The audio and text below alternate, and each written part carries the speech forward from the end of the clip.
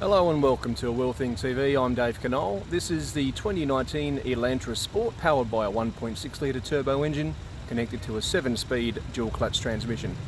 Looks good and it's fun. This is the Hyundai Elantra Sport, priced from around $32,700, and an evolution of the Elantra range that we've seen in Australia over the last 20 years, with a slightly different cascading grille design is what Hyundai call it now at the front.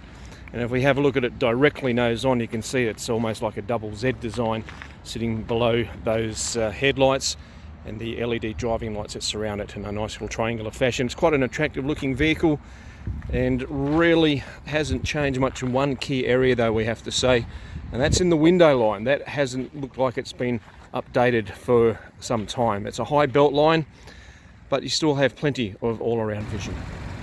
Part of the change of the design is to bring the headlights just inside the grille line there, which is a little bit odd.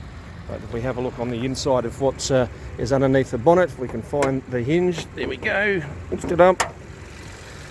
It's our familiar 1.6 litre turbo engine connected to a 7-speed dual clutch transmission. Typical dual clutch with those gaps between reverse and drive or park and drive, and you need to sort of get the revs up a little bit to make the clutches engage, but otherwise when it's all warmed up it's a smooth shifting gearbox and actually does work better with the manual changes available in this particular car. Michelin Sport 225 4018s on some pretty nice looking alloys, it has to be said, and those 18s, geez, they really don't look like they're that big, do they, compared to what we would have seen on cars even 10 years ago. They look a whole lot different. Wheel arch design fills it quite nicely, and probably that's why they don't look as big as what they are. Quite an unusual thing.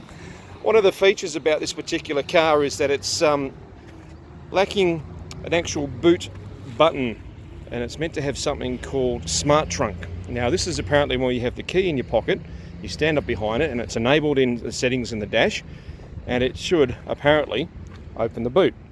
We've tried it a few times and unfortunately it doesn't seem to want to play.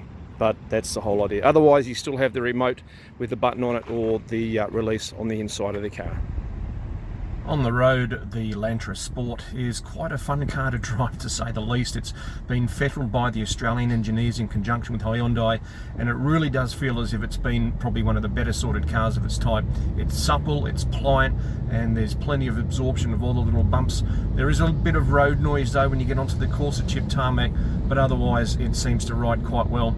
In regards to the engine and gearbox, the DCT, once it's warmed up, really does the job well, and this 1.6 turbo engine pulls quite nicely.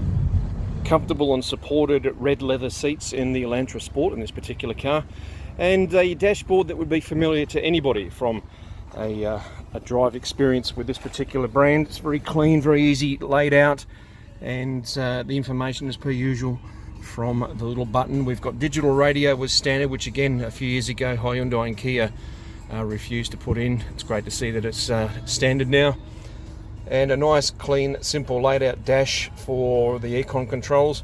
Again, a real improvement in the way that this car has been put together. Everything's ergonomic and where it should be, just at your fingertips. 2019 Elantra Sport, typical DCT being the issue, but otherwise it's an absolutely fantastic package for the $32,500.